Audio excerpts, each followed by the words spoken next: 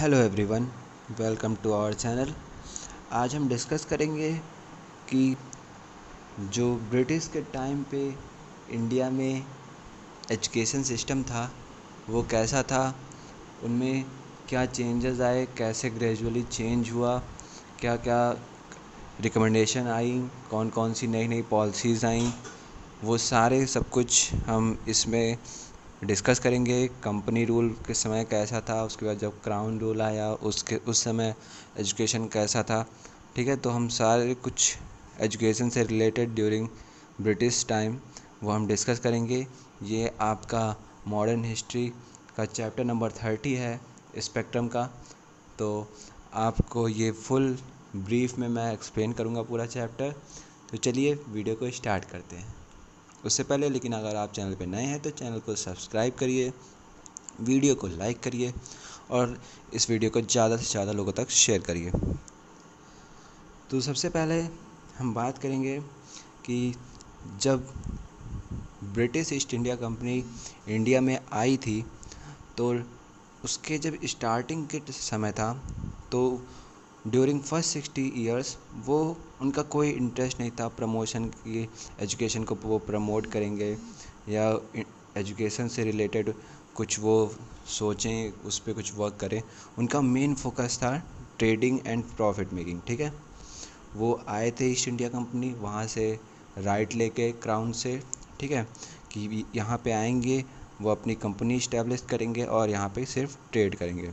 लेकिन जब इनका इन्फ्लुएंस इस रीजन में पूरा इस्टेब्लिश हो गया, उसके बाद इनको ज़रूरत पड़ी कि जो यहाँ के जो एजुकेटेड क्लास हैं उनको अगर हम इंग्लिश लैंग्वेज या अपने तरीके की लैंग्वेज को अगर हम सिखा सकें तो वो बेटर होगा। एडमिनिस्ट्रेशन में वो उनको हेल्प करेंगे, हमको ब्रिटेन से या यूरोप से लोगों को नहीं लाना पड़ेगा। तो इसलिए जो ब्रिटिश ईस्ट इंडिया कंपनी है वो सबसे पहले 1781 में कलकत्ता में मदरसा ओपन करती है और इसको इस्टेब्लिश करते हैं वॉरेन हेस्टिंग। ठीक है, 1781 में। और इसके बाद 1791 में संस्कृत कॉलेज इस्टेब्लिश किया जाता है बाय जोनाथन डंकन। कहाँ पे? बनारस में। ठीक है, 1791 में। इसमें आपका हिंदू लॉ एंड फ़िलासफ़ी की स्टडी होती है और जो मदरसा था उसमें मुस्लिम लॉ से रिलेटेड स्टडी होती है। ठीक है, इसके बाद फोर्ट विलियम कॉलेज सेटअप किया गया बाय वेलेज़ली इन 1800। ठीक है, यहाँ पे आपको के जो सिविल सर्वेंट्स होते थे उनकी ट्रेनिंग के लिए जो फोर्ट विलियम कॉलेज था उसको इस्टेब्लिश किया गया, लेकिन इसके 2 साल बाद ही इसको क्लोज़ कर दिया गया। तो यहाँ से जो जो फैक्ट है वो आप नोट करते जाइएगा पॉइंट वाइज। ठीक है, कि कौन सा कॉलेज क्या कब इस्टेब्लिश हुआ। इसके बाद डिमांड उठी, जो इंडियंस एजुकेटेड, जो इनलाइटेंड इंडियंस थे या जो मिशनरीज थी, ठीक है, उन्होंने डिमांड की गवर्नमेंट से कि मॉडर्न और सेकुलर वेस्टर्न एजुकेशन की डिमांड की कि वेस्टर्न एजुकेशन को लेके आए। इससे क्या होगा कि जो सोशल इकोनॉमिक एंड जो पॉलिटिकल इल्स हैं सोसाइटी के, ठीक है, कंट्री के, उसको हटाने में काफ़ी हेल्पफुल करेगा ये एजुकेशन सिस्टम। ठीक है, तो जब इंडियंस की का और जो मिशनरीज़ का था उनका जो जब प्रेशर आया तो उसके बाद इसका इफ़ेक्ट आपको देखने को मिलता है 1813 में। जो चार्टर एक्ट आया था 1813 में, वो प्रमोट करता है knowledge of modern science in the country. ठीक, प्रमोटिंग द नॉलेज। और इस एक्ट के थ्रू, ठीक है, कंपनी ने 1 लाख रुपए एनुअली इस पर्पज़ के लिए कि इंडिया में एजुकेशन को प्रमोट करना है, उसको फैलाना है, उसमें थोड़ा वेस्टर्न कल्चर के साथ, साइंटिफिक टेक्नोलॉजीज़ के साथ मॉडर्न एजुकेशन को स्प्रेड करने के लिए 1 लाख रुपये एनुअली इसमें दिया गया। लेकिन लेकिन यहाँ पे फिर से डिबेट अराइज हो जाती है और ये जो 1 लाख रुपए दिए जाते हैं उसको 1823 तक इसको कह सकते हैं कि ग्राउंड पे 1823 तक ही भी नहीं लाया गया। वो पैसे इस एक्ट के थ्रू आए लेकिन वो पैसे का यूटिलाइजेशन 1823 तक रुका रहा।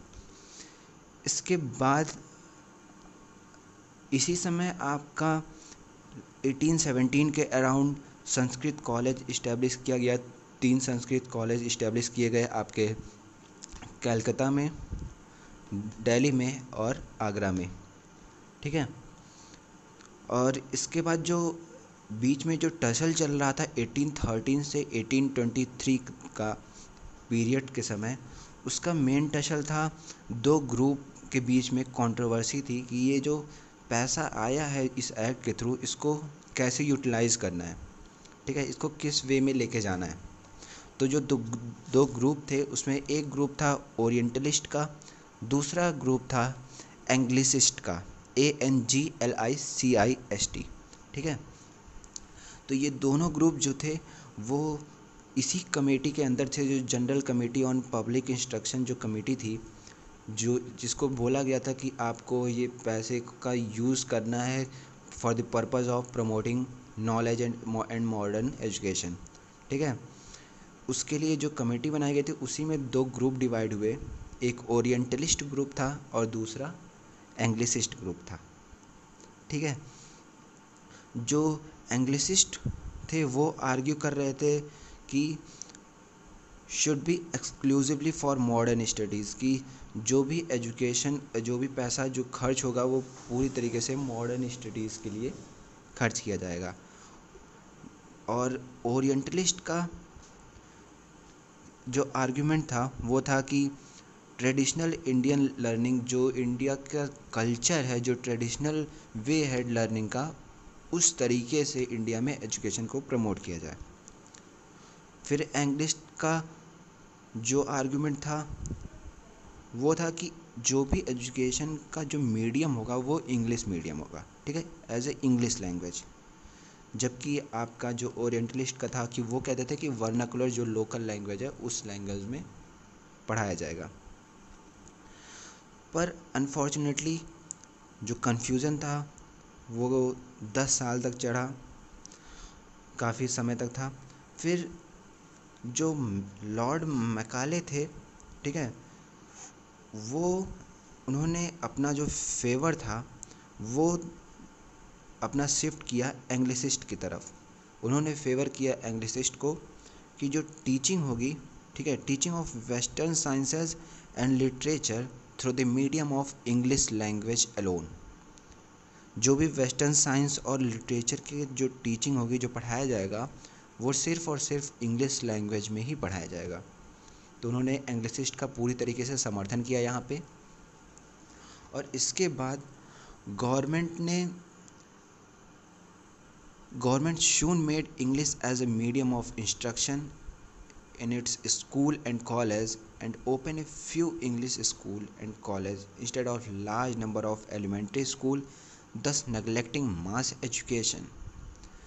गवर्नमेंट ने जो रिसेंटली जो स्टेप्स लिए उसमें ये था कि इंग्लिश ही मीडियम होगा स्कूल्स के लिए या कॉलेज में, ठीक है। और इन्होंने कुछ इंग्लिश स्कूल्स और कॉलेज को ओपन किया, इसके बजाय कि वो एलिमेंट्री स्कूल ओपन करके मास एजुकेशन पे ध्यान दें कि सबके पास तक एजुकेशन पहुँचे। कुछ लिमिटेड अमाउंट में उन्होंने स्कूल और कॉलेज खोले इक्का दुक्का, और उसमें इंग्लिश मीडियम, इंग्लिश लैंग्वेज से एजुकेशन को प्रमोट किया, ठीक है। और इसके बाद जो ब्रिटिश का इसके पीछे का जो प्लान था, वो इससे जो प्लान उनका था वो ये था कि जो अपर एंड मिडिल क्लास है, जो educated upper and middle class है, उनका यूज़ किया जाएगा, ठीक है, मासेस के विरुद्ध। कैसे कि जब जो इंडियन अपर मिडिल क्लास है वो एजुकेट होंगे तो उनको as a interpreter, as a intermediate use किया जाएगा इंग्लिश मतलब ब्रिटिश ईस्ट इंडिया कंपनी और जो मास है उनके बीच में कनेक्टिविटी के लिए, कि अगर ब्रिटिश ईस्ट इंडिया को कुछ भी अगर डिमांड होगी मास ग्रुप से, तो वो सबसे पहले ये जो एजुकेटेड मिडिल अपर क्लास है इनके थ्रू अपनी बात मासेस तक पहुंचाएंगे। ठीक है, इस थ्योरी को जो कहते हैं वो है डाउन फिल्ट्रेशन थ्योरी। तो ये थ्योरी थी डाउनवर्ड फिल्ट्रेशन थ्योरी।